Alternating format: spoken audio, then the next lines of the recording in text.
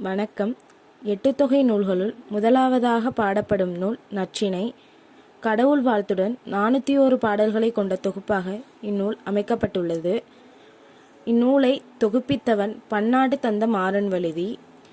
இந்நூலுக்கு நற்றிணை 400, தூதின் வழிகாட்டி என்று வேறு பெயர்களும் உள்ளன. நற்றிணையில் நாம் காண இருக்கும் பாடல் எண் 35. நெய்தல் திணையில் அமைந்த தோழி கூற்று பாடல் ஆகும். இப்பாடலை பாடியவர் அம்மூவனார். தோழி தலைவனிடம் பேசும் விதமாக பாடல்கள் அமைக்கப்பட்டுள்ளன. பாடலின் பின்னணி தலைவனும் தலைவியும் திருமணம் செய்து கற்பு வாழ்க்கை வாழ்ந்து கொண்டிருக்கும் நிலையில் தோழி தலைவியை காண செல்கின்றாள். அப்பொழுது தலைவனை தோழி சந்திக்கின்றாள். அவனுடன் உரையாடுகின்றாள். தலைவன் தோழியிடம் தலைவியை பிரிந்த களவு காலத்தில் நீயே ஆறுதலாய் இருந்தாய் என்று கூறுகின்றான். இதற்கு பதில் கூறும் விதமாக தோழி கூற்று பாடல் அமைகிறது.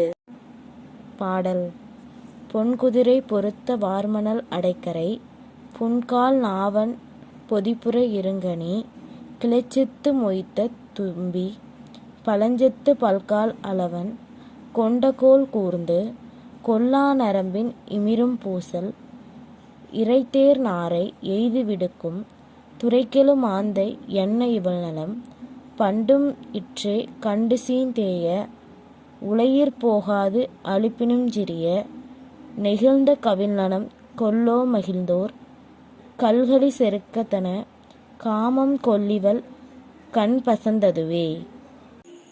பாடல் விளக்கம்: அலைகள் பொங்கி எழும் கடற்கரையில் நாவல் மரங்கள் இருந்தன. அந்த மரத்திலிருந்து கருநிற நாவற்கனிகள் காம்பிழந்து கடற்கரை ஓரத்தில் விழுந்து கிடந்தன.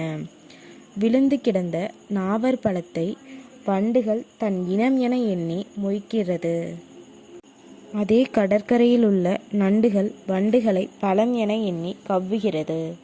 இவ்வாறு ஒன்றை ஒன்று கவ்வி இருக்கின்றன. அப்பொழுது வண்டுகள் ஒலி எழுப்புகின்றன. வண்டின் ஒலியை கேட்டு நாரை அங்கு வந்தது. நாரையை கண்டவுடன் நண்டுகள் வண்டுகளை விட வண்டுகள் நாவற்கனியை விட்டது. இவ்வாறு ஒன்றை ஒன்று விலகிவிட்டன. இத்தன்மையுடைய கடற்கரை மாந்தை நகரம் தலைவியின் நலனுக்கு உவமையாக கூறப்படுகிறது. தோழி தலைவனிடம் களவு காலத்தில் உன்னை பிரிந்து இருந்ததால் தலைவி முகம் வாடி காணப்பட்டாள்.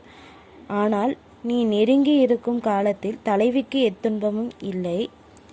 எனவே நீ தலைவியை எப்போதும் பிரியாமல் இருப்பதே அவள் நலமுடன் இருப்பதற்கான வழி என்று கூறுகின்றாள் தோழி. இப்பாடலில் கூறப்பட்டுள்ள நாவல் பழம் என்பது தலைவி என்றும், வண்டு என்பது தோழி என்றும், நண்டு என்பது உற்றார் உறவினர் அமைந்த சொந்தம் என்றும், நாரை என்பது தலைவன் என்றும் கூறப்பட்டுள்ளது. அதாவது தலைவியை தோழி பாதுகாக்கின்றாள்.